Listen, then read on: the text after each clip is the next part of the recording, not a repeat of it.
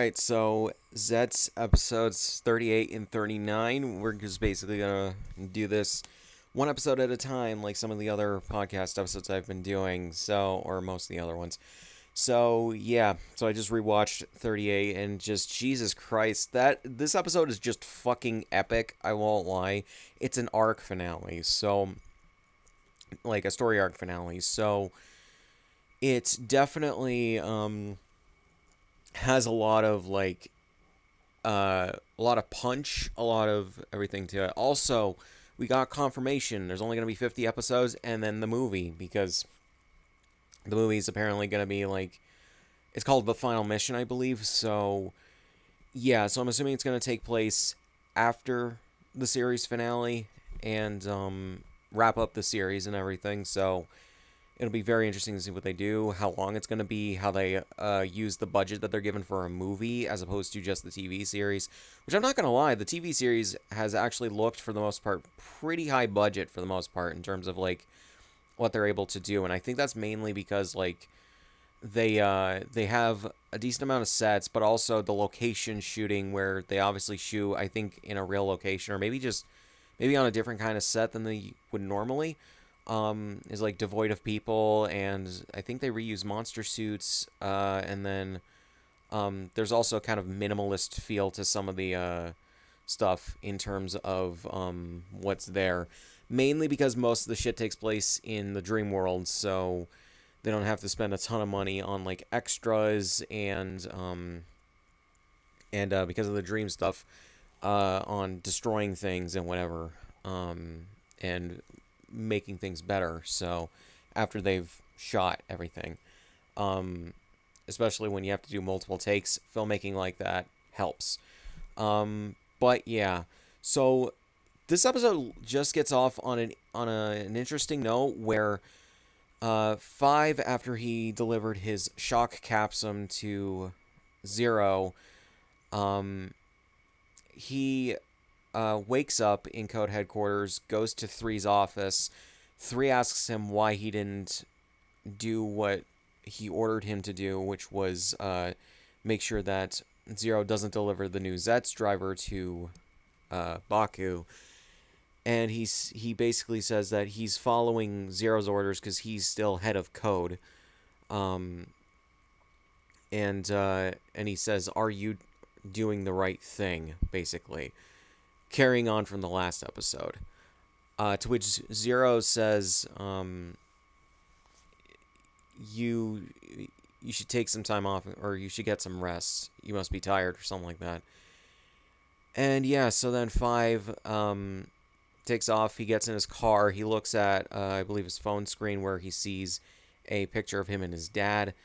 And then he goes to start his car, and his car fucking explodes. We get off onto that kind of a note with this episode. Very interesting. Also, probably one of the few cases of actual, realistic death in this series thus far. And that is saying something. Because we've had Kareha die. And, well, for the second time. And she was turned into a silhouette, I think, on the wall. Or not a silhouette, but I guess a painting on the wall, where she was killed in the dream, and then she got exploded into pink slime in the real world and everything when she died in the dream world. I guess the closest would have to be when 5 and 6 were killed by Nox in the premonition dream, and then Nox was killed by Baku in the premonition dream soon after. We didn't see 5 and 6 get shot by Nox. It happens off screen, but we see immediately after that. And, yeah, we just have that. And then Baku's killing of Nox was physically and through their hand-to-hand combat, and it was done when they were in their rider forms. So, it's a little less, realistic, I think, to some degree, or to a degree, with that. And then I'm trying to remember What other deaths? I guess the most realistic before that, or at other than those, would have to be when 3 shot Baku in the head in the premonition dream before Baku woke up. That would have to be probably the most realistic, like, death in this series so far. Um, and yeah, surprisingly, very few people have actually died in this series thus far. At the very least before Kareha, but yeah, definitely after that as well. But man, to get exploded by a fucking car bomb, that is, oof, that is rough, my guy. Um, but yeah, so we have that, and it just sets the tone, I think, effectively for this episode. Before that, though, we actually get a little bit more of the previous episodes, like leave off point, where um, Baku and Nox have the like handshake thing, where they agree to be allies and everything, and then I'm trying to remember. So Fujimi, he talks about how they should all work together and everything. With 3 being there, or not 3, with 0 being there and everything, but Nox takes off to basically go unlock a new power up. So he goes, or he wakes back up in the real world, and the lady is being tortured and almost killed by the nightmare she made a pact with a few episodes ago, and Nox saves her from that. But then Nox uses a capsum, fires it at the nightmare, goes back into the dream world, but goes into his subconscious, basically. Fujimi and Baku catch up to where he is, because somehow they're able to do that. I didn't think that they would be able to do this, I guess. But also they're in the dream world. It's weird. And like Kotsamnia connecting everybody's dreams. I guess that's the special circumstance for this happening. Because this didn't happen with Baku. But, so they get there, and thanks to Fujimi's words about how he sees Otaka, and how Otaka was when he was on the police force and everything, it knocks some sense into him, because he challenges the nightmare in his subconscious to get the next power up for his Nox driver. The thing that he railed on Baku for in or several episodes ago, and I think actually twice he did, because he did it with his dying breath in the premonition dream, and then he did it a few episodes ago. I think the second or third episode that Zeke showed up in. But yeah, so he thanks to Otaka's words about how he was and everything, and the fact that I think he says he still believes in him. He then punches the nightmare and basically absorbs it into him and forms it into a capsum, which unlocks his midnight shadow form. So yeah. So then Baku says, "Let's achieve our dreams together." I believe is what he says, and Nox is like, he just basically does a nod, so he's in agreement. So then Fujimi does another live stream where he starts talking about code and everything. So then he goes to I'm not exactly sure where in Tokyo that is. It's like, it looks like a public building, maybe a mall or something like that, or a train station. And Nazca then gets there to try and stop him from doing what he's doing. But before they can really get anywhere in terms of a conversation, we hear some footsteps, and he's like, "Who's there?" And he turns around as he says that, and he gets shot in his, I think his left shoulder, no, his right shoulder, And 3 reveals himself. He was cloaked thanks to one of his capsims, and he's about to kill them, but it goes dark again, like it did when Nox challenged the nightmare in his subconscious, and they can't see. Fujimi and Nox are hidden again, and Nox challenges 3. 3 gets his Lord Invoker, turns into his Lord form, I guess, and Nox uses his new capsum to transform into his Midnight Shadow form. The Midnight Shadow form, I really, really do like it. It is a good evolution of his base suit with this driver. I like the design of it. I like the colors as well. The whole like blue and like I'm trying to think of what kind of or the white and the like I guess cool blue color.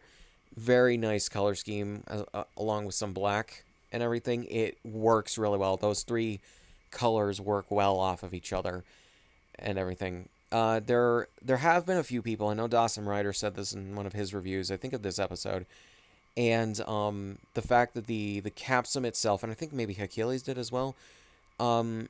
His capsum is colored blue, orange, yellow, and I think a little bit of green or teal, and it just doesn't match. Most of it doesn't match the color scheme of the Midnight Shadow form. And I do agree, it kind of does stick out like a sore thumb with those extra colors. I do think that it should have matched the colors of the suit or even the Nox driver better. I think maybe the blue being where it is good on the capsum where it's in the middle. But then you have maybe white in between it and then black on top. I think that would have been a nice color scheme to go off of. But what can you do? It's unfortunately the toyetic nature of these things, and I'm assuming that these things were made at different stages of development when Bandai and Toei were planning out the toys and everything.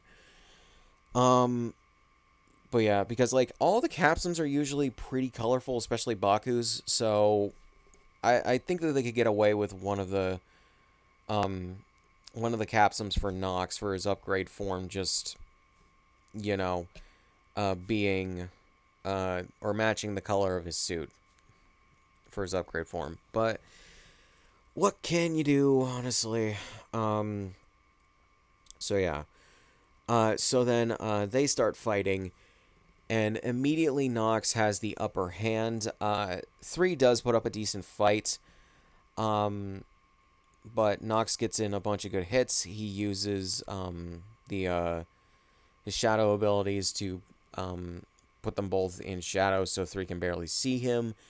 And then, Nox defeats like the tendrils or tentacles or whatever the fuck that come out of 3's shoulder and where his cape is. 3 tries his best to get rid of the Nox like shadow clones that are there, but it's not enough, and Nox does like the shadow possession technique and fucking goes into the ground, goes into 3's shadow, grabs his leg, is basically like gets him on the back foot and everything. Then he powers up his rider kick, and he uses it to kick into 3's Lord Invoker. I think getting rid of his capsum, I think, is what happened, because it disappears and he transforms back to normal, or he de-transforms back to normal. And his mouth is bloody. It looks like his Lord Invoker is possibly a little bit damaged because there's the CGI like electricity flowing from it for a second.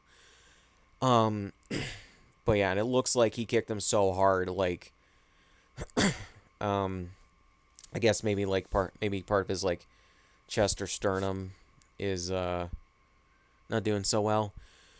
So then he's like, "Why do you not finish me off?" And Nox says, I want you to testify for the evils of Code, and or on the evils of Code. And 3 says, that he's very foolish, and he tries to punch him again, but something happens, and he starts turning into pieces of paper. And Nox says, basically, become the words for your testimony.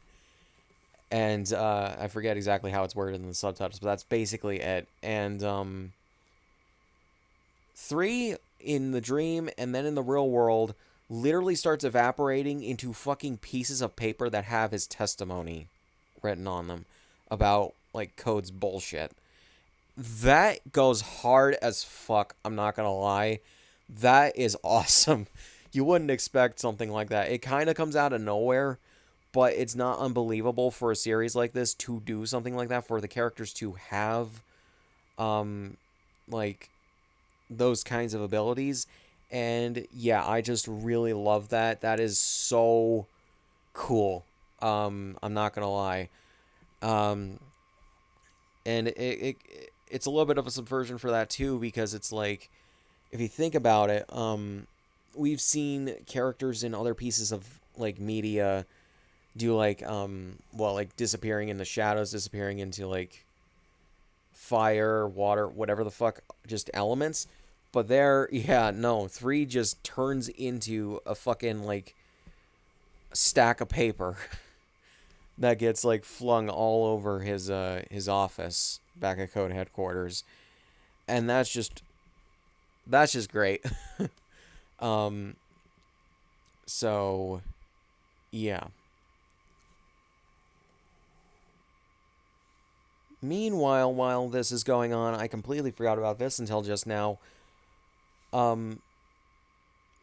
Baku, while Nox is doing that and 3 is distracted, breaks into the dream version of Code headquarters, and with the Catastrom thing acting as a fucking, like, death drone, which I love that this ability was introduced. They didn't really... I don't think they really introduced this. Maybe they did at some point when it was very early on introduced, but yeah, the fact that it can just turn into a drone and just be death from above is kind of cool. He breaks into Code headquarters. He uses the Catastrom capsum as well as his regular capsums to take down all the guards and the, like, SWAT team that they have defending the place, just to find his extreme capsum. And he ends up doing so with the help of the Catastrom capsum. And yeah, it's hidden for some reason in a briefcase in just a random ass room, a random ass, like, storage closet in Code headquarters, which is just, I don't know. You would think that they would maybe have better, like, security for that shit. Like, they had to know that, like, after the last episode where Baku legit just took down all of the SWAT team and, or no, 2 episodes ago, where he just took down all of the fucking SWAT team and 5 pretty much just by himself with his regular capsums without his fucking Zeztz driver, that, like, he was gonna get through their fucking blockade and everything. Especially when he still had all of his capsums, he still had the fucking... I don't know, I honestly think Code, especially under 3, are fucking stupid people. They pretend to be all high and mighty and smart, but no, they're fucking dumb. It kind of reminds me of a certain government I live under right now. But anyways, yeah, So yeah, he gets it back. Then he goes to the room where the Code Somnia capsum is, in the makeshift Lord Invoker connected to the like, I think isn't it a briefcase? Connected to, I guess, the thing that's powering it. And he transforms into his extreme form. He takes the sword, powers it up, I believe, and goes to slash the thing. But the capsum disappears before he does, or right before he does. But he still destroys the platform thing that it's in, the briefcase thing that's in, but he wonders where it went. But because Code Somnia is no longer in effect, all of the red particle shits that infested everybody or a few episodes ago, or no, I think it was several episodes ago, wasn't it like 3? Um, they start coming out of everybody, and the people affected by it are no longer affected. Fujimi and Nazca start remembering their memories and everything from beforehand, and Minami confirms that she can now see Nem in 3D again. So yeah, as a regular person. So that's awesome. And Zero congratulates Baku on a job well done. So yeah. So honestly, really, really good fucking episode. We have an arc finale with the defeat of 3 and Zero being able to retake control of Code. Um, we have Nox getting his power up and everything, and yeah, him being the one to take down 3, I think, is the most fitting. Although I do think that also Baku taking down 3 with his extreme capsule would have also been cool. But I understand that they wanted to give Nox a moment to shine. They wanted to give him the moment to defeat Code, and they wanted to give him like something because he really hasn't had a win in a while. Um, and that's not really bad. I don't mind him. He also still has his whole character arc thing of wanting to, or story arc thing, whatever one it is, of him wanting to take down Code and everything. So I don't mind them doing that. I honestly don't mind that. Um, and yeah, it might have been a little bit more thematically fitting to have Baku take down 3, considering 3 killed him in the premonition dream and then wanted to do it again as close as he could. Um, but but yeah, the taking down of Code Somnia is great, and yeah, but the fact that the Code Somnia capsule was stolen, we don't know where the fuck it went. We will find out in a future episode. And yeah, the stuff with the lady being attacked by the nightmare is still there, and just to remind you about it, and on top of that, it disguising itself as Nem, because I think I've said this before, the nightmare she made the pact with is voiced by Nem's actress, and it's very interesting the way that, like, you can if you listen to the voice and the performance, it's still her actress. You can still hear the same voice tone from the characters between Nem and the nightmare, but it's a very different kind of voice, a very more or much more sinister kind of performance and voice and everything. It's just very interesting how, like, the disparity between the two, but you can still tell it's the same person.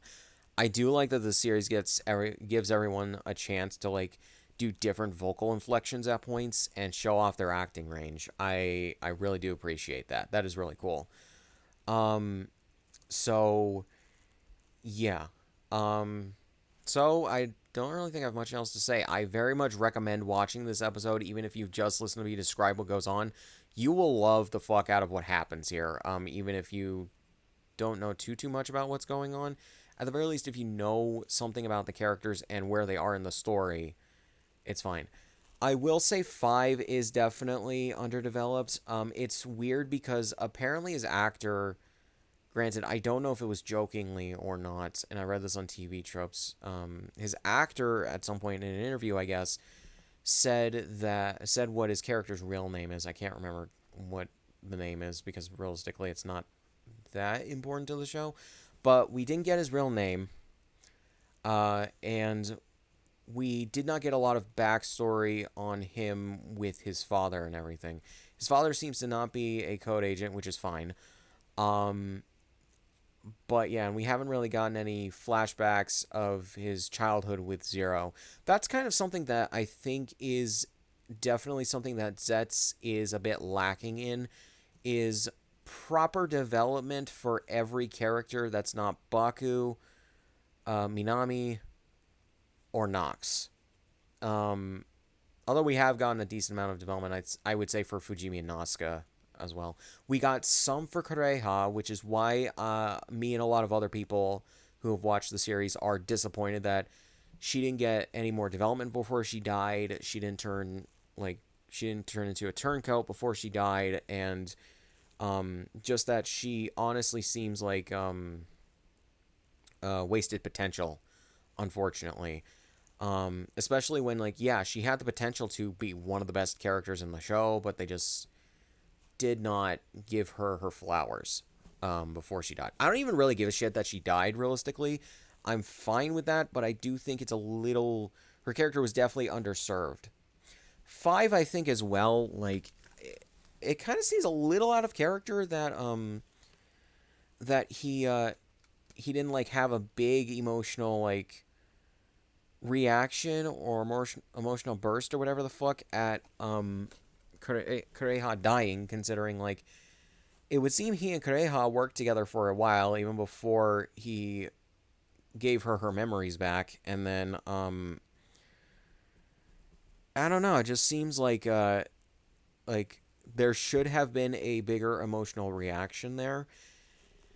uh I don't know. Five, honestly, five, in terms of his potential, I think there could have been maybe an episode dedicated to it. Like, I think we could have gotten an episode dedicated to both Five and Kureha. Even after Kureha's death, I think that they could easily do more, like, development towards her. Um, like, giving her, like, doing flashbacks and doing other things, and having Nazca also, like, mourn her. Hopefully in a future episode they'll do that, because realistically, I think Chris, that's, wasn't that like 2 episodes ago, and like um and Nazca unfortunately was like brainwashed into not remembering anything, so she doesn't know that Kureha is dead, at least yet, and she hasn't had the chance to mourn. So I assume at the moment that Baku tells her is when we'll get a big emotional reaction from her actress and everything, and I'm looking forward to that.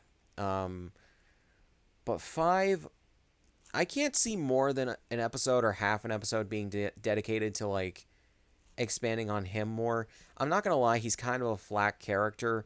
For most of his appearances in the show, he didn't really show a lot of, like, hidden depths or anything. He's a meathead who, as he says, he's Code's guard dog. Both in the premonition dream and afterwards, he was just a guy who was doing his job. He was dedicated to the job, and he died for the job. After he immediately died after betraying three. So it's like, I don't necessarily mind that. Maybe we could have gotten a little bit more from him, especially when, like, the stuff with I'm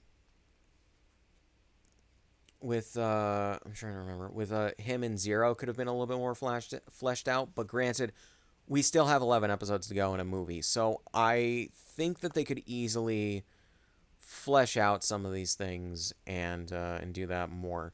Cause I don't know what exactly they're gonna do in terms of a story arc. There was hints that, like, Code had, like, a committee, kind of like the first Avengers movie, where Nick Fury's talking with a bunch of, like, shadowy people through, like, the holograms or whatever the fuck that, like, TV brought. I think that they're holograms, but maybe they're like TVs or projections or whatever the fuck.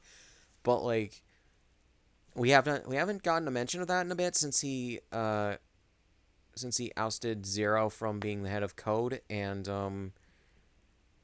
I was thinking that maybe we were gonna get a whole, like, gang of higher up Code uh people, but I guess maybe not. And I guess what is gonna happen is we're gonna be up against a bunch of, like, tough nightmares, which I don't hate as the idea. I just think that maybe there should be a little something more to this last finale, because we've been building up to Code, basically Code having become extremely corrupt um and really shitty and being taken over by the wrong people who shouldn't be in charge of it.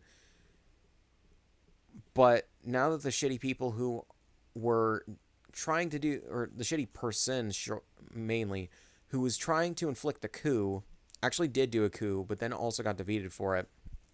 Um, like, what was it? Like, uh, well, we got that, and it seemed like there was gonna be more to that, where like the people that 3 conferred with maybe weren't gonna let Zero retake Code, um, as its leader, um, but then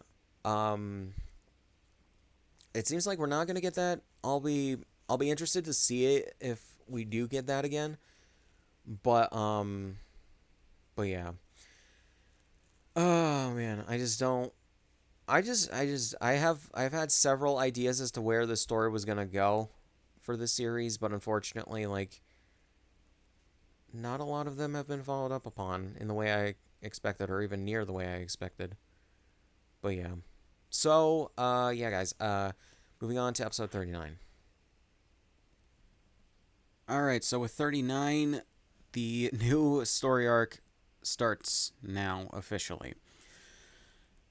So the main plot, at least, okay, so there's an A and B story. So the A plot, I would say, takes place in the regular world and or the real world, and revolves around a guy getting out of prison, an old guy getting out of prison, his brother meeting him outside of the prison. Basically, he went to jail for a while. We don't know how long, but it seems like probably at least a few years, over theft, because they were part of, the two of them were the small-time thief brothers, is how it was translated for the subtitles here. And his brother is meeting him outside of the prison and wants to start getting back into the business. Yeah. The guy doesn't really have any interest in restarting their old business, and basically, since I'm assuming since he's old, dude seems like he's in his 60s or 70s, maybe 80s, like, he just, I guess, just wants to live out the rest of his life just comfortably and whatever, and just be whatever, just do whatever, and not go back to prison.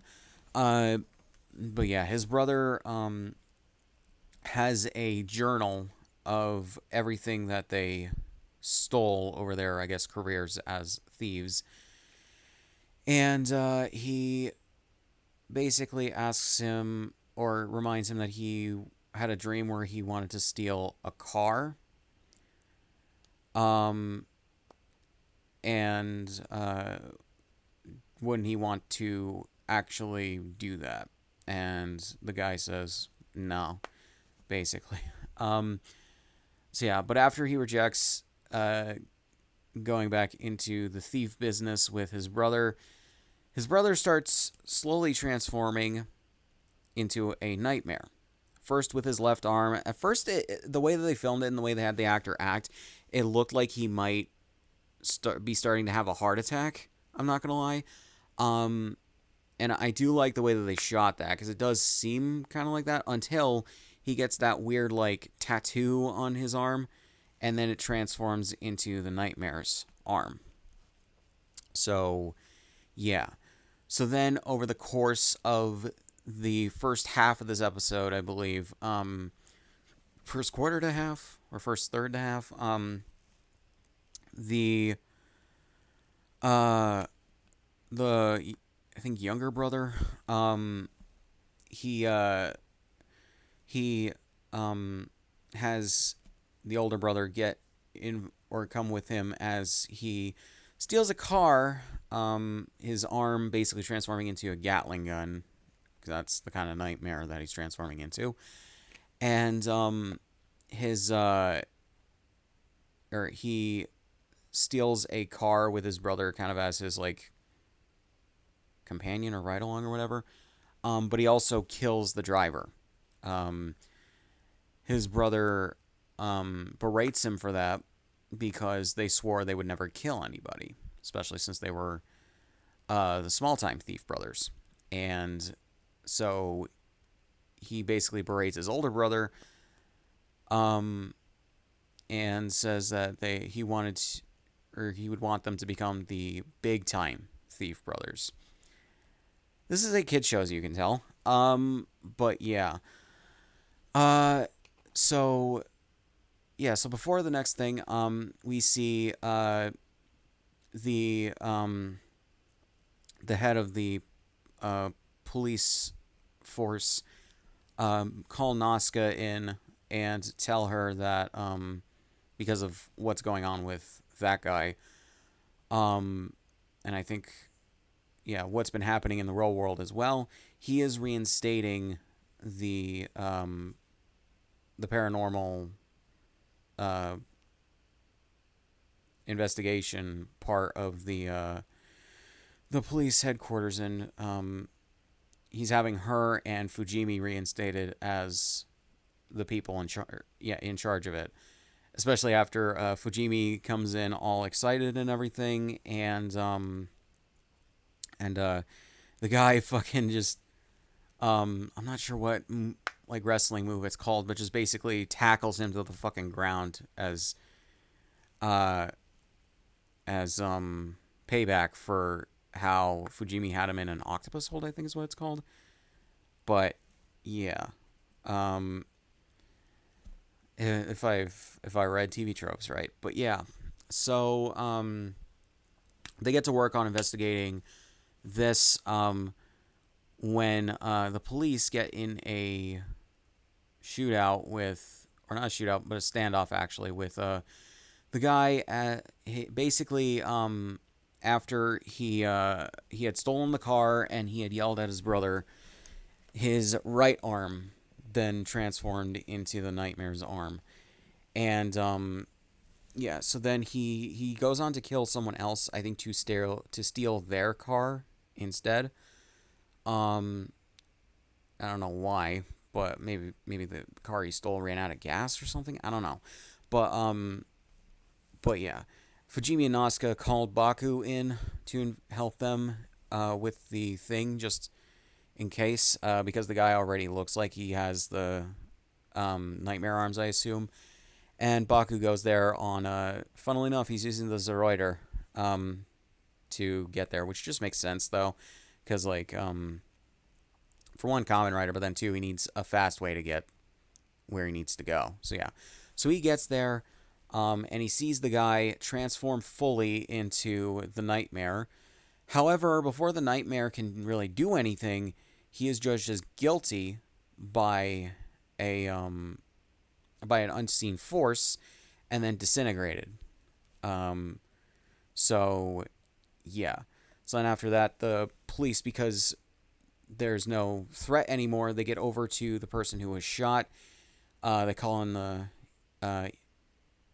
paramedic. They call, like, I guess the paramedics, like 911 or emergency services, to get them there.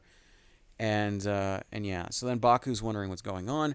Meanwhile, we see Nem, I think it was before this actually, she's there and she's wondering why the moon is acting like it is, because it starts spinning and shit.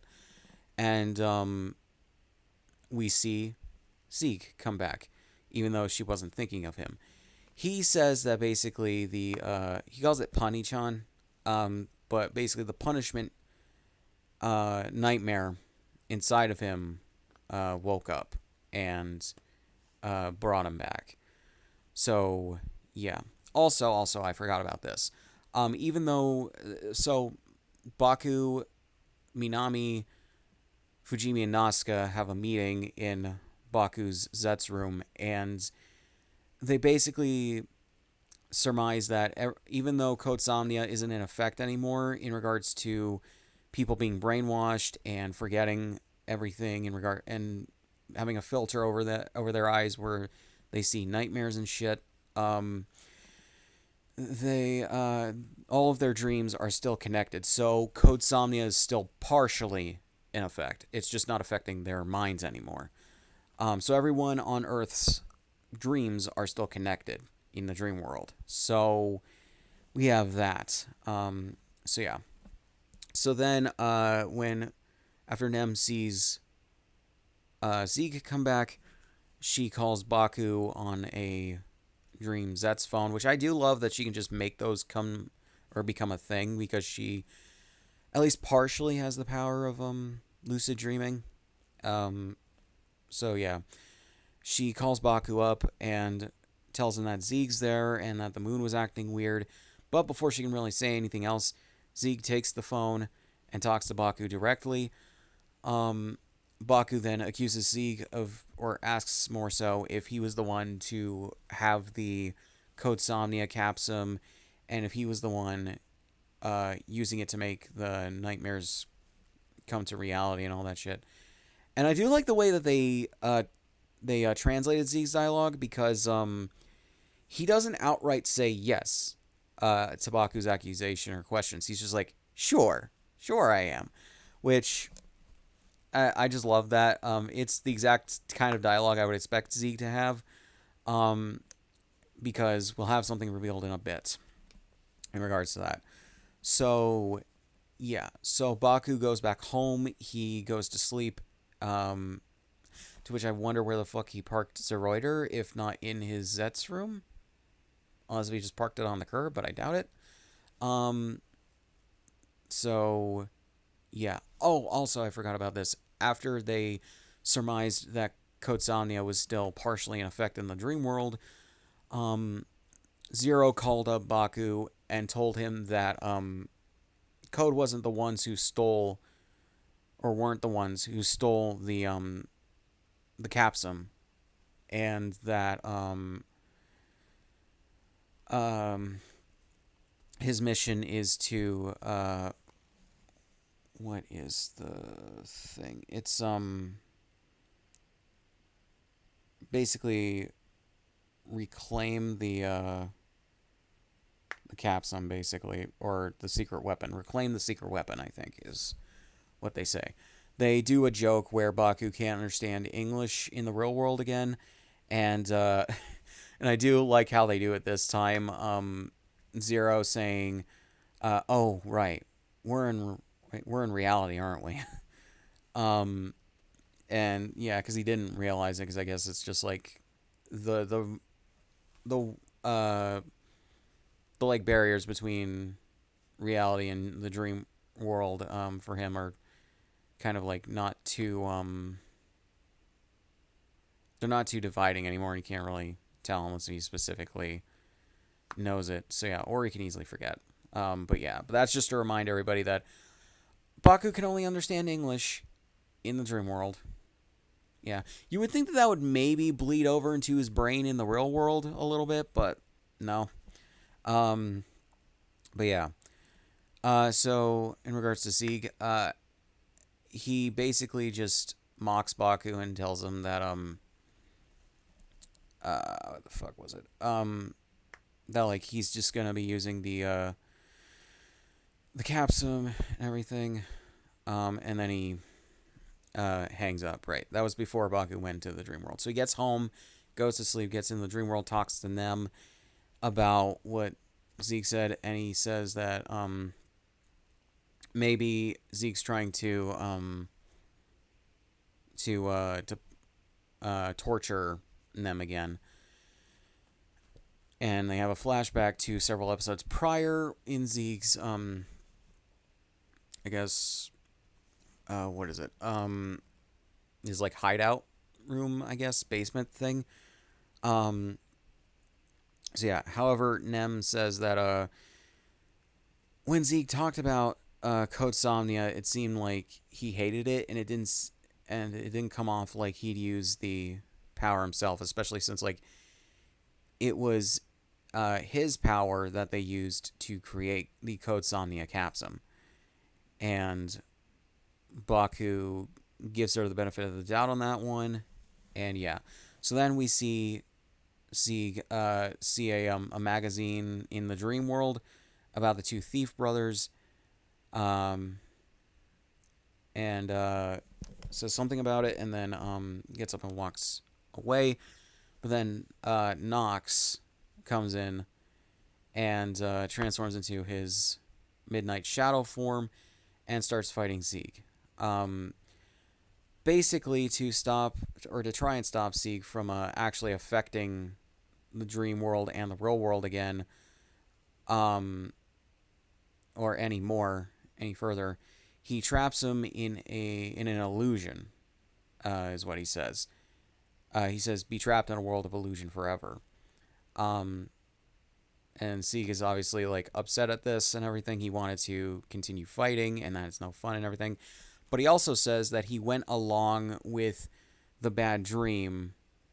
And I think he says, "I didn't go along with the bad dream for this to happen." And Nox is just like, "Go along with."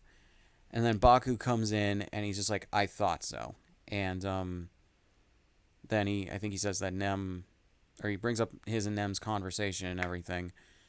And then he says, I think something, I'm trying to remember what exactly he says. I can't remember if he says this here or after, but so I'll just talk about it after. So he transforms into his extreme form. He goes into the illusion and fights Zeztz. And they fight for a second, to the point where he like rewinds time. And but then he transforms into the Catastrom Orderm form and uses it similarly to how he used it to free Minami from the cat nightmare. He separates Zeztz and the punishment nightmare. And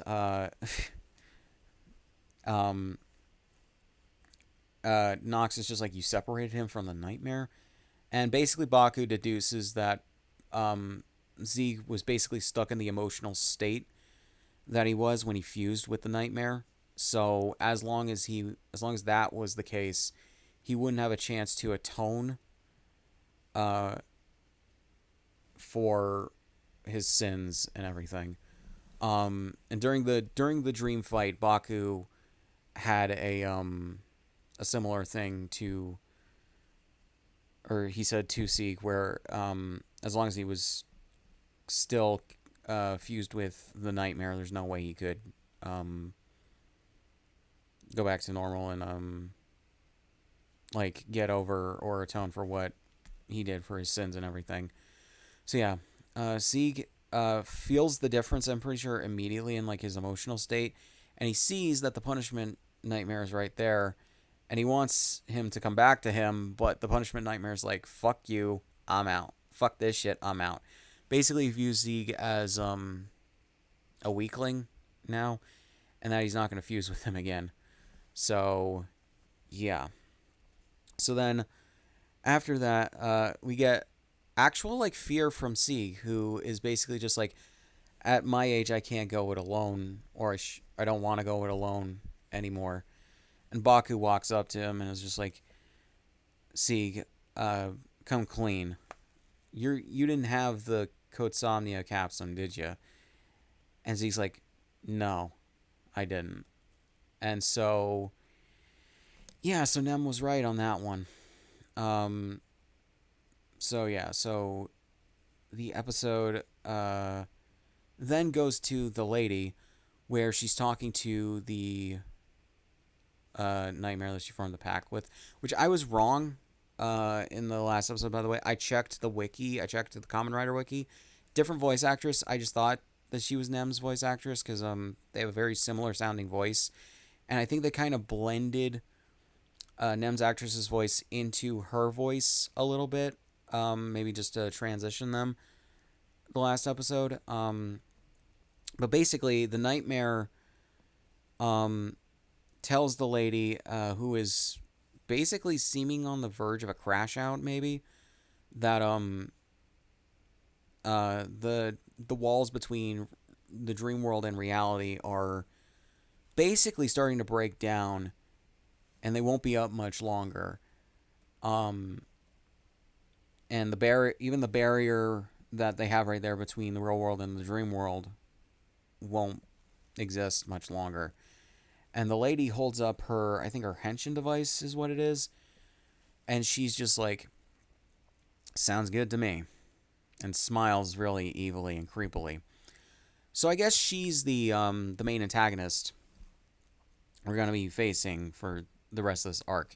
It's gonna be interesting to see what happens with Nox, because I'm not gonna lie, their alliance seemed fine, but at the same time, as we saw in the premonition dream, the lady didn't really give two shits that Nox died. She just thanked him for his service. She also views Nox, it would seem, as a soldier for her, so she's not too dissimilar to Code. I think she just disagreed fundamentally on on some level with how Code was going about things. Um, but it's just like she just, I don't know, she just doesn't seem too much different from 3, I'm not gonna lie, to a degree. It's just that she's not a heartless bitch to a degree. She just cares about very few things. So in a future episode, I imagine what we're gonna see is Nox realizing the lady is too far gone and can't really be saved and everything, and is going off of the path of what their mission was, and that was to get like revenge on Code and everything and expose them to the real world or to the rest of the world. But yeah, and the lady is slowly descending into madness, it would seem. So yeah, it also maybe seems like there's gonna be a confrontation between her and Nem if Nem gets back to the real world. So yeah, actually, now that I think about it, is Zeke the reason that the moon in the dream world is like it is? I just realized that, since like Code Somnia, they have a chunk of the dream moon in the capsum, like a very small chunk of it, but there's a huge fucking chunk of it missing. So is Zeke the reason that the moon exists in the dream world like that? Um, that's interesting if so. I imagine we'll get a bit of an elaboration on that in a future episode, but the implication is that's what happened. So yeah, so like so not too exciting of an episode compared to the last one, but as I said, this is a start to a new story arc, to the last story arc of the show, and I am very interested to see where this goes. I really do love basically everything that we've been getting, and I think that it is really, really good, for what we have been getting. So yeah, so guys, that's basically it. I do like that Zeke is back, but he's been a bit depowered, and like he's back to being a regular human again, even if he is just like a dream phantom kind of thing. But yeah, if I do wonder though if he's still alive in the real world. We don't really have an explanation on what the hell happened to him in the real world. If he's maybe just asleep, or if maybe he died in the real world, but his soul stayed in the dream world or something like that. It'll be interesting to see what happened, or maybe if like what happened a few episodes ago with Baku when he got the extreme capsum and driver. If he dove into the dream world and he's just been there for years. So yeah. Also a bit of a continuity error, I'm pretty sure. When Baku transforms back from his extreme form, or not his extreme form, his hors d'oeuvre form, the version of the Zeztz driver that's on him is the one, or the original one, I guess, or maybe even the secondary one that Zero made for him 2 episodes ago, as opposed to as opposed to the one that he fixed and made better. What was it, like 5 episodes ago? Um, so yeah, granted, maybe that's not a continuity error, but like it just seems like it is because the weird thing about it is just like so he transforms into his extreme form with his new uh driver and the capsum. Then he still has the new driver on when he switches to the hors d'oeuvre form by putting on the catastrom capsum, and and when he transforms back to normal, it's just the regular Zeztz driver. So I want to say that's a continuity error, and that shouldn't be how it is. Um, in the words of The Simpsons, I hope someone got fired for that blunder. Not really, because I think the production team does really well with this, but that is a weird continuity error in the filmmaking. Um, Also, something I didn't point out for episode 38. Actually, no, I think I did. Nox berating Baku in a few different episodes from the past, but then getting the Midnight Shadow Capsule. I think I did actually talk about that for a second. So, yeah, because I did watch 39 after I recorded the part of this for 38. So, yeah. Um, but yeah, and also I am so glad that Tokusatsu fucking has these episodes uploaded separately from the streams as opposed to just leaving them on streams, because here's the thing that I hate about Tokusatsu streams for these episodes. I understand why they have them, but the ads that interrupt the streams. Like, yes, you can rewind the streams to catch back up, but it's annoying when like they have that and it skips over however much of the episode that the ad plays over. So I missed a fair few things when I was watching the stream for this episode, and it's why I didn't initially watch any of the streams for these episodes, and I only watched the uploads on Tokusatsu. Because when these do go to an ad, it stops the video where it is and just picks right back up, either where it left off or a few seconds beforehand. But yeah, because I missed, I think, I missed the thing at the beginning and then a few things that happened after that in the rest of the episode. So, yeah, very much recommend watching the episode uploads as opposed to the streams. I'm not going to lie. Or the eventual probable Blu-ray that they're going to release of this series with the movie eventually. Hopefully they also put the live show on the Blu-ray as well. Hopefully they can also get the rights to the Agent Minami shorts, because I would love to have those. It would make it the most complete version of Zeztz, I think. But yeah. So guys, not much else to say on this. So yeah, I enjoyed these 2 episodes. I enjoyed 38 a little bit more than 39.